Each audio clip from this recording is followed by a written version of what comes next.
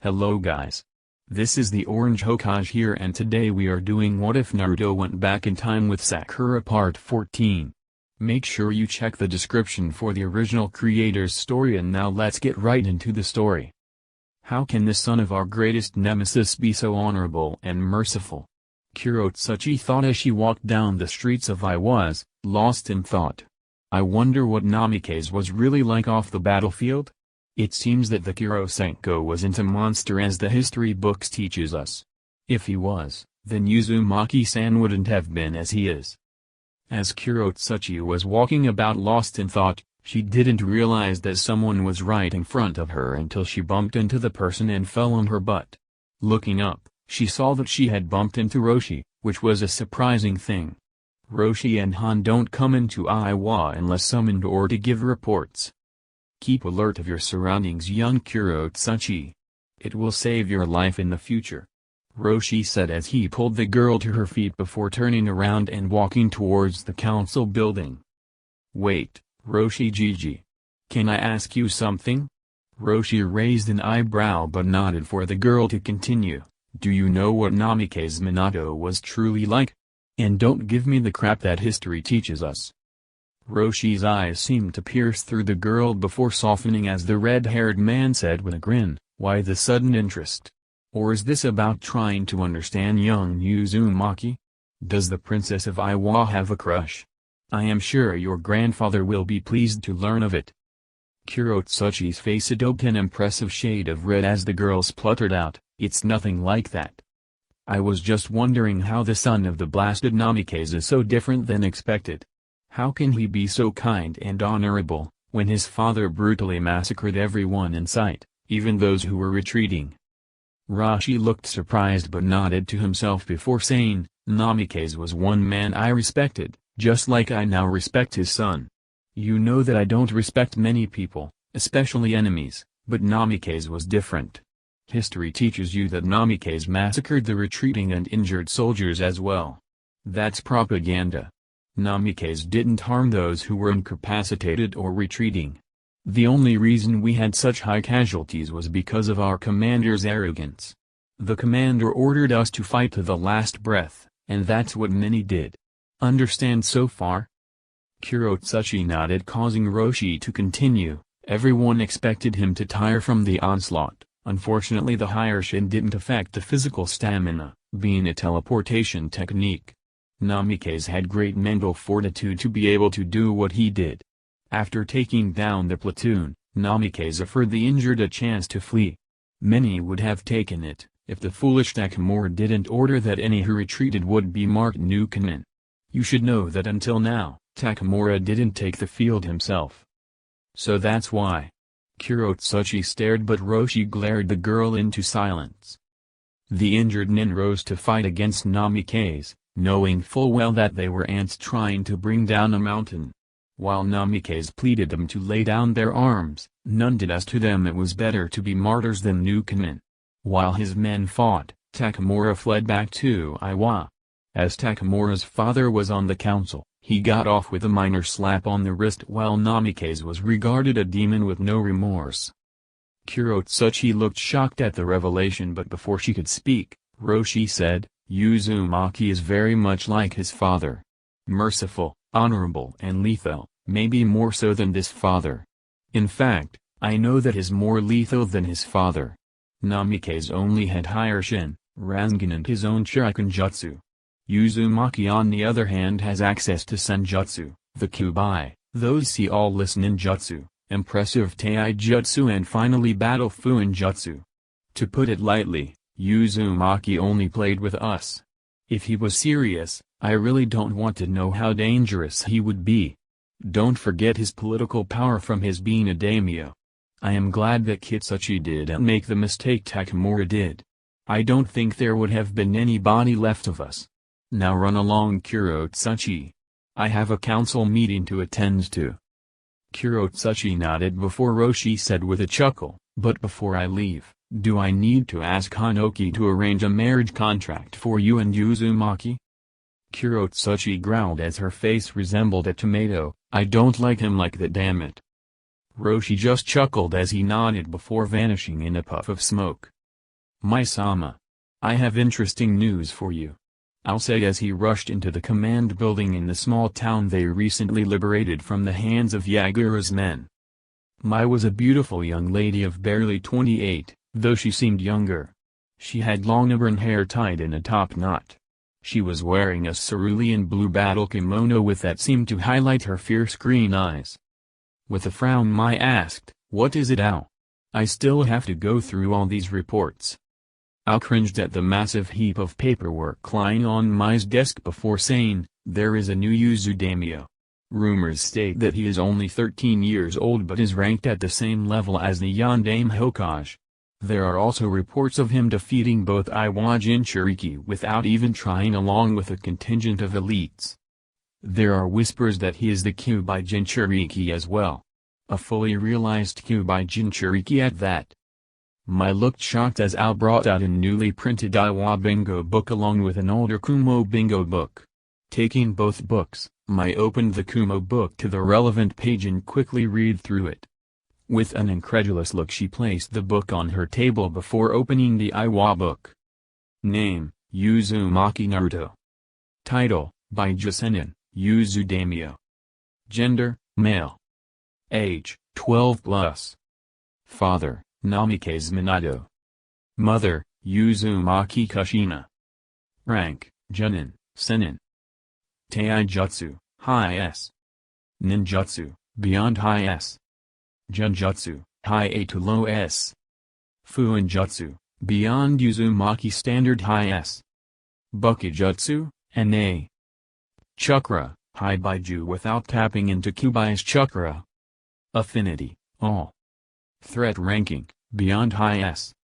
Assessment, do not engage under any circumstances. Flee outside if you are an enemy. Bounty, NA. Notes, fully realized Jinchuriki of the Kyuubi no Yoko. Accomplished sensor with the ability to sense life force. Was able to single-handedly defeat the Yonbi and Gobi Jinchuriki while they were using the full power of their Bijū along with a team of 12 elites. Master of Fuinjutsu, able to write seals directly into the air. Was able to stop a Bijūdama with bare hands, separate it into its constituent positive and negative chakra before absorbing half and dissipating the remaining chakra. Is able to manipulate the very elements with only his thoughts and is able to manipulate sub-element lava and ice, all without hand seals. Have you ever heard of any Jinchuriki being able to things like this? Mai asked, her shock barely hidden. Never in all my years have I heard of such feats, though there were rumors that the most prodigious of Uzumaki seal masters could write seals in the very air with their chakra alone. Do you think we should ask for his help? Mai shook her head. I am afraid not. I may be of Uzumaki descent, but he is the daimyo and the Uzumaki clan head. I can approach him as a distant cousin, but as the leader of the Kiri bloodline rebels, it's not possible. Approaching a foreign daimyo isn't possible without defending our own, who has made it clear that as long as our war doesn't directly affect the civilians too badly, he isn't going to interfere.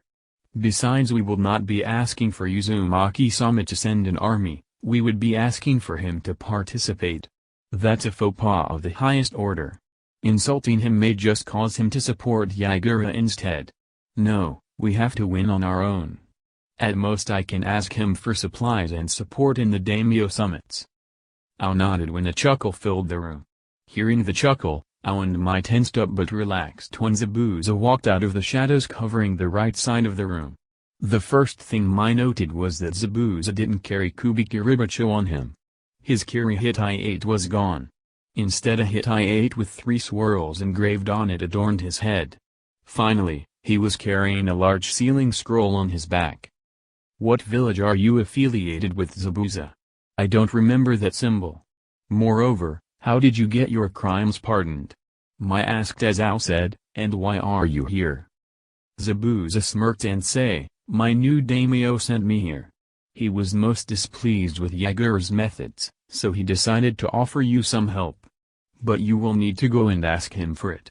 He can't directly interfere without proper reasons. The other daimyo won't stand for it, not that they can do much if he does, but he likes to cover all his bases. Much cleaner that way. And which daimyo is that? Why don't you guess? My Hittite should narrow it down, if you think enough. Mai and Ao looked irritated as they focused their attention on the Hittite. After a few moments Ao huffed and said, in all my years, I have never seen this symbol. It looks like 3 whirlpools bunched together.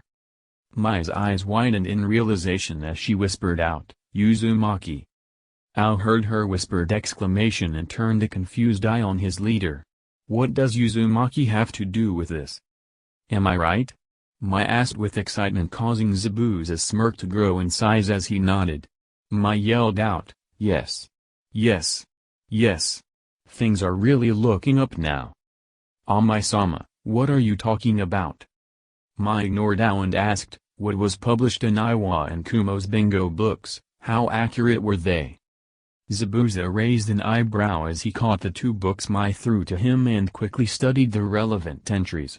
After finishing, Zabuza placed the books on Mai's desk and said, I don't know the full extent, and they don't have any information on his Bukijutsu skill, which I will grant is about low A rank at the moment, not like he needs his staff to kick anyone's collective asses, but to tell you the truth, I say that the bingo books are downplaying his skills a bit. Only witnessing him in action is the only way to really understand his skills. Does that answer your question, Mai? Ao's eyes widened in realization, you have joined Uzushiogakure. Uzumaki-sama is recreating his ancestral village, the first hidden village that predates the 5 great villages. Zabuza nodded, causing Ao to curse. I really hope that Uzumaki-sama doesn't hold a grudge against Kiri for the fall of Uzushiogakure. If he was, then he wouldn't have let the Iwanin retreat, especially without any injuries. Especially after they tried to kill him. Besides, he has declared that he won't take actions on revengeful thoughts. He will only retaliate to protect his friends and allies. He is humble, honorable and kind. He is a paradox. There hasn't been anyone in recorded history like him. Now back to the reason I was sent. There is enough supplies to last for a few weeks. If you wish for his personal help, you should be ready to head to Konoha within 2 days. He is very busy, so there is no guarantee that you will catch him if you delay more than that. Zabuza said, dropping the large scroll. Thanks for the information, Zabuza. I doubt you were meant to tell us so much, and please thank Uzumaki-sama for his kindness. I will personally head out to meet Uzumaki-sama as soon as I can. Now before you go, you never answered, how did you convince him to allow you to join Uzu? Zabuza chuckled and said, I was on a mission. Naruto-sama was with the reinforcement, the first Konoha team led by Sarutobi Asuma and consisting of his genin. I had defeated Asuma when Naruto-sama appeared. We fought, him playing with me before my apprentice Haku saved me by masquerading as a Kiryu-oinen. Ao glared at Zabuza at that. Don't glare at me, Ao, it's a good strategy. Anyway, he later showed up at our hideout and made an offer we couldn't refuse. We decided to accept the offer and the rest is history. I would tell more, and before I leave, Naruto-sama told me to tell you that in the future, right after the biannual Chunin exams, Kubikiribacho will be returned to Kiri, no matter who the cage will be at the time. Mai nodded with surprise before asking, I would have thought that you would never give up Kubikiribacho unless it was pried from your dead fingers. As I said, Naruto-sama offered me something that I would have been a fool to refuse. Zabuza said, only for Mai to say, he offered you one of the sacred Uzumaki treasures. Not quite, but close. Bye. Zabuza said before dissipating into a cloud of red mist. Smelling the tangy smell of blood, Mai and Ao raised an eyebrow, impressed at the blood clone. The Yondaime Rikage, was sitting behind his desk frowning as he read through a mission report when his secretary walked into the room with Kairabi and Jujito behind her. Rikage-sama, I have brought Jujito and Kairabi-sama as you asked. He looked up from the report and nodded to his secretary, thank you Mabui, you may go now. Jujito, take a seat. I wish to discuss some things with you too. Jujito nodded and silently took a seat while B grinned and said, Yo, what do you need, bro? E's eyebrow twitched in annoyance but ignored it in favor of handing his 2 trusted ninja 2 separate files. Both quickly opened their files and read through the contents. The more they read, the more shocked they got. After finishing the files, Yujito looked up and was about to speak when Darui rushed into the room with she behind him. Both wearing expressions of mirth on their faces. Behind them, Mibui rushed in with an annoyed look on her face. Before he could ask why his two common bodyguards had rushed into his office, Darui took out an Iwa bingo book while she took out a report from Kumo's spy network. Handing them both to the Rikage, they both stood at attention while trying to suppress their urge to laugh and barely succeeding. He looked at the two with confusion before opening the bingo book at the marked page. Reading through the entry, he burst out laughing, causing Darui and she to lose control as well. While the three were incapacitated by laughter, B took up the espionage report and quickly read through the marked sections. Finishing the report, B looked disturbed for a moment before he started to chuckle. Without rapping, B said, "I never thought there would be a ninja out there who could take down two imperfect Jinchuriki without effort. And that too at 12 years of age." "I know what you mean, B. Onoki was a fool to believe that multiple Jinchuriki along with some of his elites could defeat someone of Uzumaki Dano's power. The best thing about this is that Onoki and his foolish council must be having a heart attack right now," he said with a grin. "They were even more foolish to attack him without getting all of their facts straight," Darui said with a grin. "I wonder if Uzumaki-sama will ask for Iwa's Jinchuriki like he did for Taki. I still think that Taki got off easy." "Don't know, but I will ask when I meet him again. If he does, then Onoki will have no chance to complain, but it does raise another concern. He himself is a perfect Jinchuriki like B. If he teaches the Nanabi Jinchuriki and then gains Han and Roshi before teaching them to become perfect Jinchuriki as well, the power Yuzu will have is astounding. Even with B and Yujito, we would lose, especially since he can suppress the chakra of everyone with barely a thought. His ninju skills makes him far more dangerous than even his father was. So that's why you called us here and handed us the two files. You wanted our thoughts on the proposal," Yujito said looking at the file in her hand. He nodded. "That's right, Yujito. B, what are your thoughts on this?" B straightened up and said, "I think that you should go ahead with it. An alliance with the Uzumaki clan was once thought to be a privilege. You have a good chance for doing just that. But instead of sending Yujito with my team, send me in her place. From what the reports say, he is very much like the Kurosenko. I am sure I can convince him to align with us. Not to mention, you get the chance personally evaluate him. Isn't that right, Bisama?" she said with a grin, causing the Hichibi Jinchuriki to grin in return. "All right, Yujito, Mibui, you two can leave. Sit down, gentlemen, we have much to discuss," he said as Yujito and Mibui nodded before leaving the room. Team 7, Team 10, Fu and Haku were sitting around the large lounge drinking tea as Tizuna was reading through some papers. Inari was reading over his shoulder when something caught the young boy's attention. "Gigi, didn't you officially name the bridge yet?" Tizuna looked up with wide eyes. "Ah. I completely forgot. Naruto-sama, the people of Nami wishes that the bridge be named after you to honor you. Should I go ahead with their request?" Naruto looked surprised before shaking his head. "I am honored for the respect, but no, don't name it after me. I was doing what is my duty. Instead, I suggest you name it after your late son-in-law, Kza. He was a true hero. He didn't have to be a martyr, but still he chose to fight Gado. He should be the one honored, not me." Tizuna and his family looked surprised at the declaration, with Inari having tears in his eyes at the kindness, but Tizuna nodded and wrote down a name that would be fitting. As Tizuna was writing the name, Inari had hopped over the table and was hugging Naruto with all his might as Naruto rubbed the boy's back. "Welcome everyone to the grand opening of the bridge that connects our small island nation with the mainland. Many of you requested that the bridge be named after our honorable daimyo, Uzumaki Naruto-sama. I am unfortunately going to have to tell you that Uzumaki-sama doesn't want us to name the bridge after him. Instead, he suggested that the bridge be named after Kza, who sacrificed his life, trying to free Nami from Gado's rule. In Kza's memory we have decided to call it, the Bridge of Freedom, Kza. A massive cheer erupted from the crowd. After the cheering stopped, Tizuna spoke, "Now, I request our honored Naruto-sama to cut the ribbon and officially open the bridge to the masses." Naruto nodded and took the scissors from Tizuna as the crowd cheered.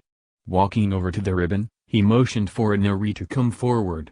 When Inari was standing beside him, Naruto said, "In honor of your father, Kza, I ask you Inari to cut the ribbon with me." Inari and the crowd was shocked at the statement, but Inari quickly shook away the shock and placed a hand on the scissors with Naruto. As they placed the ribbon between the scissors, the crowd cheering increased right before it reached its climax when the two cut the ribbon before handing over the scissors to Tizuna.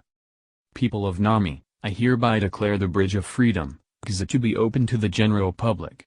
May it bring luck to the weary travelers that cross over it." Cheers from the crowd reverberated throughout the bridge's stone foundation as Naruto smiled before waving to the crowd and vanishing in a puff of smoke. "Please tell me something interesting is going to happen, Izumo," Kotetsu complained just as Naruto walked up to them, alone. Before the gate guards could blink, Naruto placed a scroll on the ground before placing a hand on the edge of the scroll. A massive puff of smoke erupted from the scroll as Naruto himself dispersed into smoke. As the smoke cleared, Izumo and Kotetsu could feel their jaws drop. In front of the gates were a large crowd of people with Teams 7 and 10 at the front. Behind them were men, women and children of many different ages. Overall, they could count over 30 people. One of them being Momoki Zabuza. "Huh?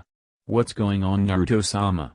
Izumo asked with confusion, only for a cat-masked Anbu to appear with a scroll in her hands. Giving the scroll to Izumo, she turned to Naruto and bowed. "I hope you had a nice trip, Uzumaki-sama.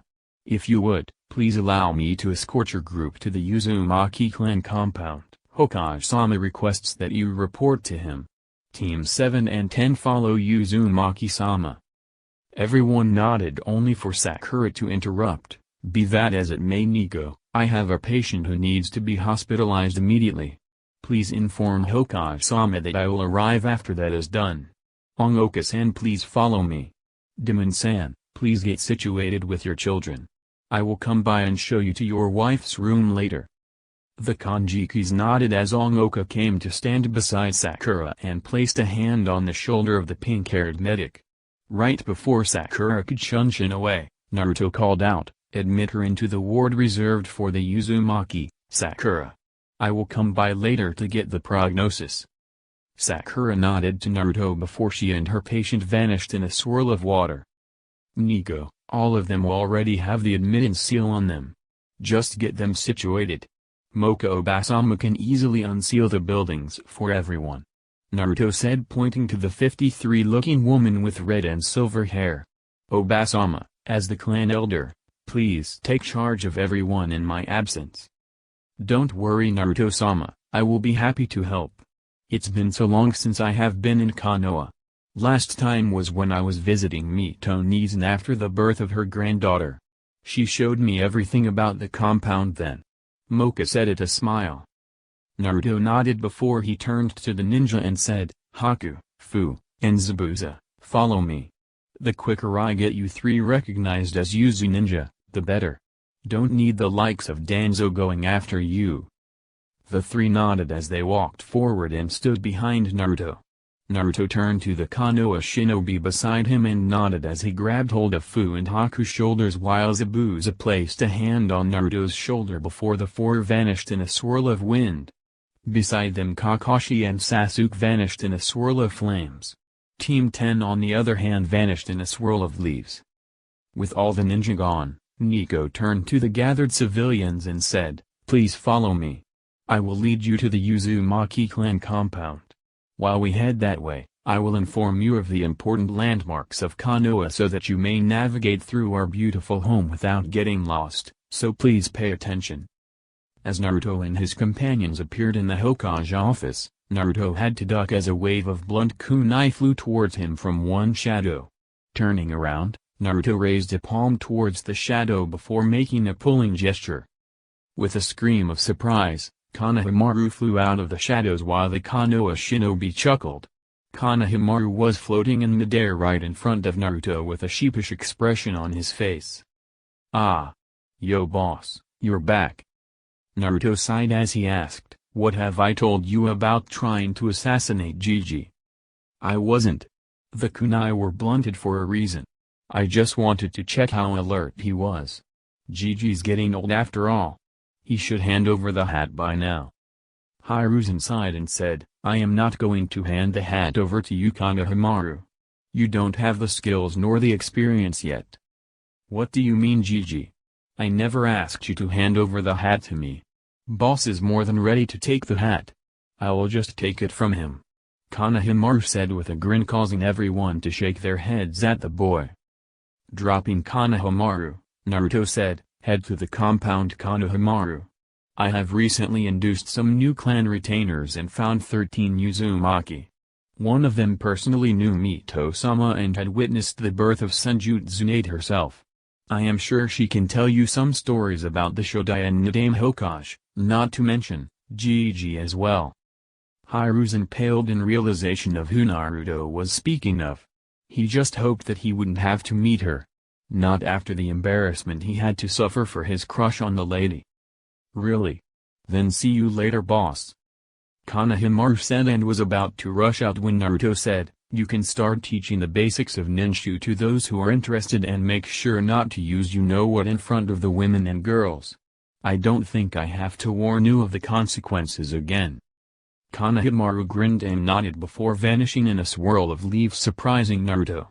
Turning to Hiruzen, Naruto asked, "Did you teach him the Shunshin?" "Not directly. He got into my old training scrolls. One of them contained the Shunshin. He actually scoffed at the elemental ninjutsu scrolls. Anyway, Naruto, can I ask you why Kumo has sent a letter informing me that a diplomatic delegation will be coming soon to speak to you?" Naruto shrugged as he said, "Don't know. They probably want some kind of treaty with Yuzu and the Uzumaki. Probably routine seal maintenance treaty." "I see. Well, that's all good. Now can I ask why you had to humiliate the Iwa contingent?" "You are Kage Gigi. You are known as the professor. If I have to explain it to you, then I think that Konohamaru is right. You really need to retire," Naruto said with a teasing grin. "You know why I asked? I want to hear it directly from you. To strike fear into Iwa's heart without harming them. Their arrogance allowed me to humiliate and demoralize them. With proper manipulation, I am sure I can make them agree to an alliance for fear of destruction." "Ah. So that's why you left their Jinchuriki alone when you could have claimed them right there. You plan on using them as a trump card to force their compliance. You know, this is something Tobirama-sensei would do. Alright Naruto, I have heard enough. You can leave now. Just have the report on my desk by tomorrow morning. There's a council meeting this evening. I would advise you to come prepared. Some of the council will try and get control over Fuchi and others will try and have the ones with a bloodline create clans here." Naruto nodded with a grin and said, "Stop worrying. I already anticipated it. Everything is already prepared. I just want them to try to pull a fast one on me." Hiruzen nodded as he turned to the three Uzu ninja, "Welcome to Konoha U3. I hope you find my village a fine home. I don't know if Naruto has informed you yet, but by the treaty between Konoha and Uzu, any registered Uzu shinobi can take missions under Konoha and vice versa, though it's completely voluntary but needs the permission of the Uzu daimyo." "Thank you Hokage-sama," the three said, bowing to Hiruzen. Hiruzen nodded in acknowledgement before turning to the door as Izuma rushed in and started speaking. "Naruto-sama, there is an auburn-haired lady and a white-haired boy with glasses at the gates requesting to meet you. They said that their names were Taramimai and Chojuro." Naruto nodded before turning to Hiruzen and saying, "Gigi, I am borrowing Izuma as a guide to my compound. I will see you at the council meeting." Hiruzen nodded as causing Izuma to bow and vanish in a swirl of leaves. After Izuma left, Hiruzen turned to Naruto and asked, "Why is the Kiri bloodline rebel's head here to meet you?" "Because I asked her to." Naruto stated as he grabbed hold of Haku and Fu's shoulders while Zabuza placed a hand on Naruto's and the four disappeared in a swirl of wind. Naruto and his three ninja appeared in front of the entrance to the Uzumaki compound just as Izumo appeared with Mai and Chojuro. Nodding in greetings, Naruto turned to Mai and said, "Please give Mai your arms. Special admittance seals are needed to enter the compound for non-Uzumaki." Mai nodded in understanding but said, "My great-grandmother was an Uzumaki. Will that be sufficient?" Naruto shook his head, "I am afraid not. The barrier only allows full, half and quarter-blooded Uzumaki to enter freely." Mai nodded as she gave her right arm to Naruto. With a smile, Naruto placed his palm on her forearm before repeating with Chojuro. A small seal appeared on their skins. "Thank you for your time, Izumo.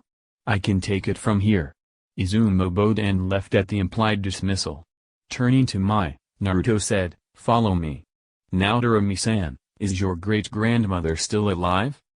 Mai followed Naruto into the compound with Chojuro, Fu, Haku and Zabuza behind them. As they walked towards the main house, Mai said, "Unfortunately no. She passed away a couple of years ago." Naruto nodded before turning to Zabuza and saying, "You three meet up with Moka Obasama. She will assign you your living quarters." Thanks. Three ninja bowed before leaving to find the only living Uzumaki elder as Naruto motioned for Mai and Chojuro to enter his office. As Mai took her seat, she asked, "Did you only just return? We can come back after you have rested?" "No need, Naruto-san. I like finishing business first before relaxing. Besides, I know you don't have much time to waste here, so tell me, how can I help?" Naruto asked with a disarming smile. Mai was surprised but said, "If you truly think so, then can I be bold to ask your personal help in defeating Yagura? I know it's too much to ask, but we are really desperate. Our own daimyo has told us that as long as the civilians are not heavily affected, he won't interfere." Naruto chuckled and said, "Then he is either an idiot, or he would only care if his personal assets are being affected. Not a good ruler, mind you. As for my help, you wish for me to take down Yagura as he is a fully realized Jinchuriki." Mai nodded with hope only for Naruto to say, "What's in it for me? Why should I directly intervene? Giving supplies is one thing, directly involving myself is another. So I repeat, what's in it for me?" Mai looked flabbergasted. She had hoped that he would have offered to help without any reason, but now in hindsight, she was foolish to think that. Naruto was a daimyo. She should have come prepared for this very eventuality. Taking a deep breath, Mai said, "I know we don't have much to offer at the moment, but if you help us win, I will personally force our new cage forge an alliance with the Uzumaki. An alliance that is slightly in Uzu's favor." Naruto raised an eyebrow at the lengths Mai was willing to go for his support but started to chuckle in the end. "It seems that Zabuza was right about you. You are honorable but a bit impulsive. You have the well-being of your country and village in heart, so I will help. The alliance can be discussed later, though I would have helped regardless." Mai looked surprised but nodded with hope and glee. Standing up, Mai and Chojuro bowed as she said, "Thank you, Uzumaki-sama. We are in your debt." "No need to bow. I wouldn't have sent Zabuza if I didn't believe that what Yagura is doing is inhumane. I am a Jinchuriki myself. I understand suffering very well. Now, why don't you rest here in the guest quarters? I have a council meeting in the evening, so I need to prepare. Tomorrow, we will go and talk to the Hokage. I am sure he won't be averse to sending some help as well," Naruto said, standing up and motioning for Mai and Chojuro to follow. "Moka-sama, the Kanjiki family is already settled in Building 3. Suiren and her fellow Shitan users have decided to take over Building 7 by the Sandy Zen Garden. The Hoshigaki siblings have decided to join Zabuza-sama's new clan, so they will stay with him. Haku-sama has selected Building 15 for the Yuki clan. The rest are still undecided," a young boy said with a grin. "Thank you for your help, Konohamaru-kun. Can you go and see if your friends are done with the guest quarters yet?" "No need, Moka-sama. Thanks to the maintenance seals, it was easy to get the guest quarters ready. Mogi said, running up to the old lady. That's good, Gaki, since Naruto-sama has a guest, who I am sure will be staying here while they work out a deal. Moka-sama, I have decided to select Building 2 for my clan. Thank you, Zabuza-kun. Can you head out with the men and see to the food? Nico-san, we would be most obliged if you show them around. Think nothing of it, Moka-sama. Kushina-sama was my sensei. I believe that it is my duty to help sensei's remaining family any way I can. Nico said with a bow, causing the old lady to smile. Turning to Zabuza, Nico said, gather the men Momaki and meet me at the gate in half an hour. Zabuza nodded and was about to speak when Naruto appeared with Mai and Chojuro.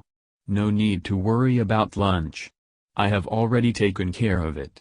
The Akimaki clan will be making the delivery along with a Chiraku ramen. Moka Obasama, Takagitsu-san will be here tonight. Tomorrow, I want everyone to go and buy more clothes and training equipment for the ninja and ninja hopefuls. For the ninja equipment, I would recommend the shop, Higarashi's Weapons. Nico-san can show you where it is. Tell them that you were sent by me. As you wish, Naruto-sama. I will prepare a list after discussing with the other ladies.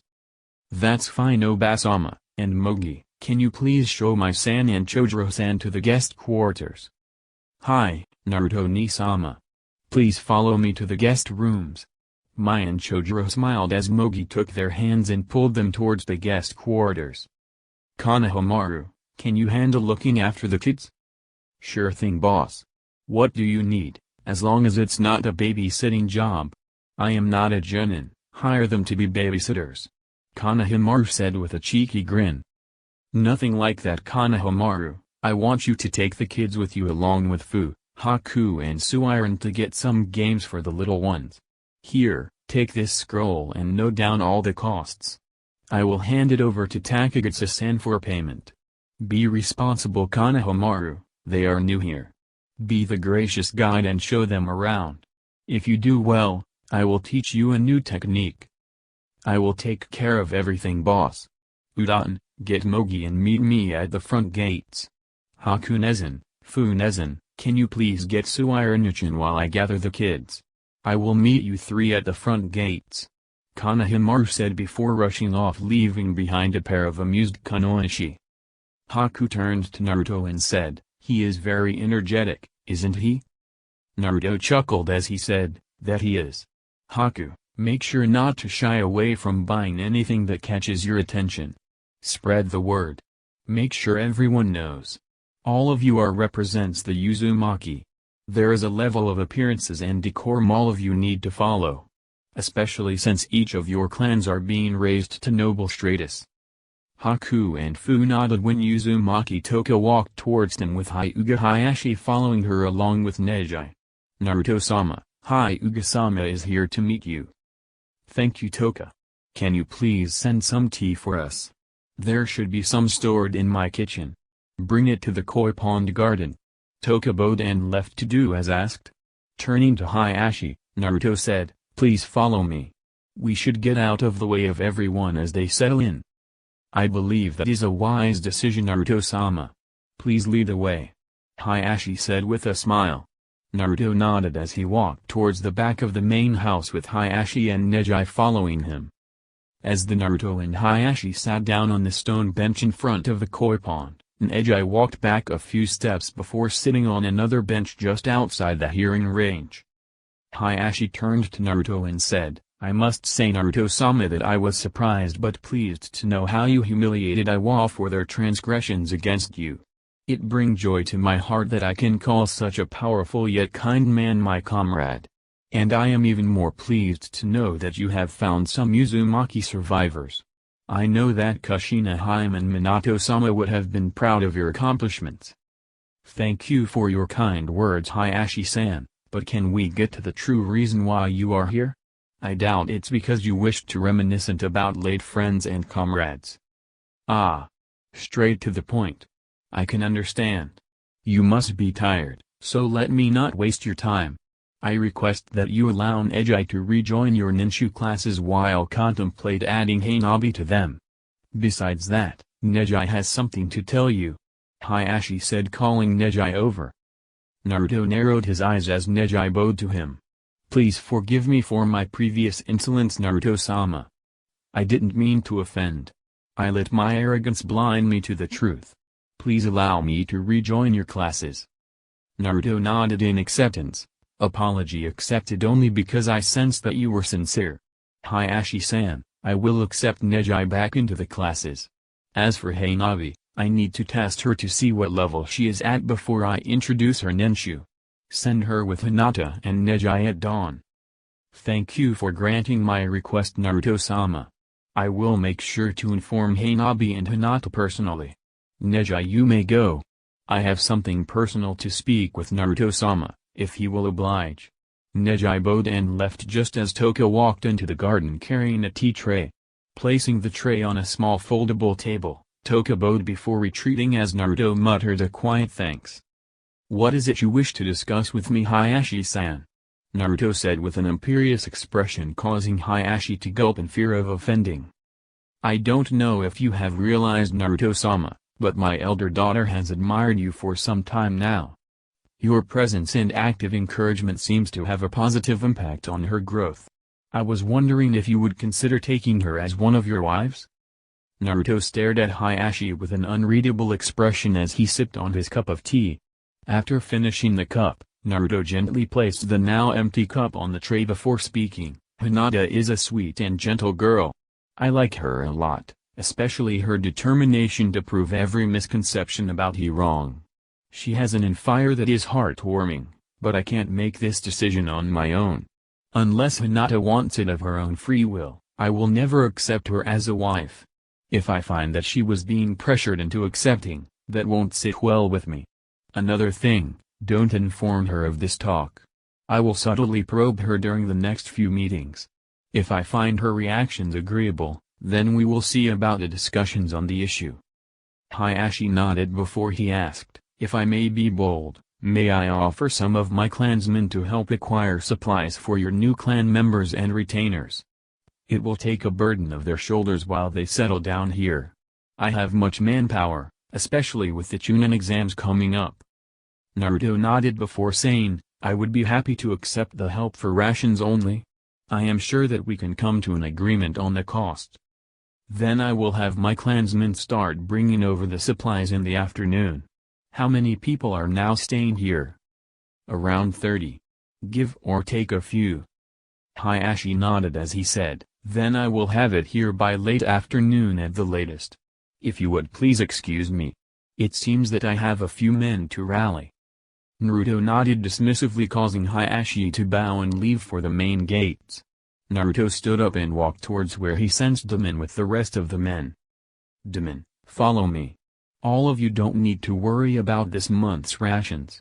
The Hiuga were gracious enough to get us the supplies by this afternoon. All of you men relax while Daemon and I visit Ongoka at the hospital. All the men looked at each other as Naruto grabbed hold of Daemon's shoulder and vanished in a swirl of wind. Hiruzen, Naruto and Hideyoshi walked into the council chambers to see the ninja council ignoring the chattering civilian council. As the three entered, the whole council stood and bowed in greeting and waited till the two daimyo and the Hokage took their seats. Now Hiruzen, what is the first order of business? Hideyoshi asked, causing Hiruzen to nod and say, first, I would like to congratulate Uzumaki Dano for his fine handling of the situation at Nami. I thank you for your quick decision to only humiliate and not harm the Iwanin. I know that this may come as a surprise, but we all on the Shinobi Council truly believe that you are ready for the rank of Jonin. Your skill, power and strategy has impressed many all around the nations. For that I hereby promote you to Jonin. Naruto stood up and bowed in gratitude as Hiruzen handed him a scroll containing his Jonin vest and his papers. Thank you for the honor, Hokage Dano. I will strive to bring more honor to Konoha and the Uzumaki clan. I have no doubt of it, as does everyone else in the room. Now the second order of business, Uzumaki Dano has brought to my attention that the leader of the Kiri rebels is here to ask for his help. Being the kind person he is, Uzumaki Dano has decided to grant their request and directly intervene in the civil war by defeating Yagura, the Yondaime Mizukage and his regime. I propose that we send some help with him as well. Danzo narrowed his eye as he asked, and what help are you proposing, Hiruzen? Naruto is taking Zabuza, the Nanabi Jinchuriki Fu and Zabuza's apprentice Yukihaka with him. I propose sending Haruno Sakura, Hatake Kakashi, Uchiha Sasuke and Team 9 along with a team of Anbu. No, not a team of Anbu, only Nico and Tora. Plus I am sure that a team of Roots would work. Naruto said, causing everyone to narrow their eyes towards Danzo. What do you mean, Naruto-sama? There is no Root anymore. I am sure that you have a couple of teams that act as your personal guard. I want one of those teams. I want full command of them. I wish to see how effective your training techniques are. Hiruzen narrowed his eyes at Naruto and then Danzo but decided to keep his peace. Ah. I understand. I will send the best 4 to you tomorrow. I am sure they will be able to convince you that my training methods give good results. That waits to be seen. Hiruzen grinned, realizing what Naruto's plan was. What of the proposal? Hiruzen asked the council, only for every member of the Shinobi Council to agree. Naruto-sama, I heard that many bloodline holders came with you. Are they joining Konoha? Then I am sure I can help them settle in so that you don't have to waste much of your precious time. Koharu said with a greedy glint in her eyes. Unfortunately no, Koharu-san, they are retainers of the Uzumaki clan with 13 being full-blooded Uzumaki. So none of them will be joining Konoha's ranks.